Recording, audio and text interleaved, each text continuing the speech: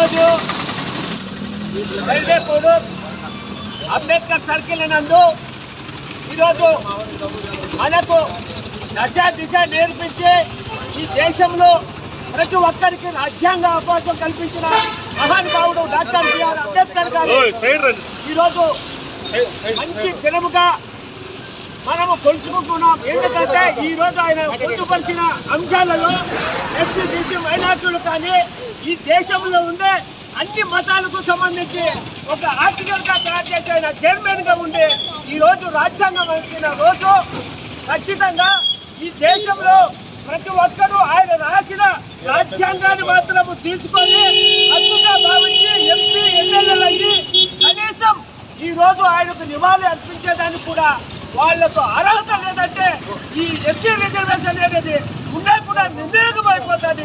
ఎస్సీలు అనేవి ప్రతి ఒక్కరూ వర్షం కాదు మన ఇంట్లో మొలనించినా కూడా ఆ మహానుభావులు స్మరించుకునే ధైర్యం మనకుంది. ఎందుకంటే ఈరోజు స్వతంత్రంలో మాట్లాడే హక్కు మనం స్వతంత్రంగా జీవించే హక్కు ఇచ్చారంటే డాక్టర్ బిఆర్ అంబేద్కర్ గారు ఒక గర్వాన్ని చెప్పి ఈరోజు అన్ని నియోజకవర్గాలలో ఎస్సీ నియోజకవర్గాలుగా పోటీ చేసి గెలిచి కనీసం అంబేద్కర్ గారికి నివాళులు అర్పించే మనస్తత్వం కూడా లేదు. ఈరోజు ఖచ్చితంగా ఎంతో మంది రిజర్వేషన్లతో ఉద్యోగాలు తీసుకొని హెడ్ మాస్టర్లు ఎస్పీలు డిఎస్పీలు అయినా కూడా ఆయన రాజ్యాంగంలో స్మరించుకోవడానికి వినియోగపరుచున్నారు.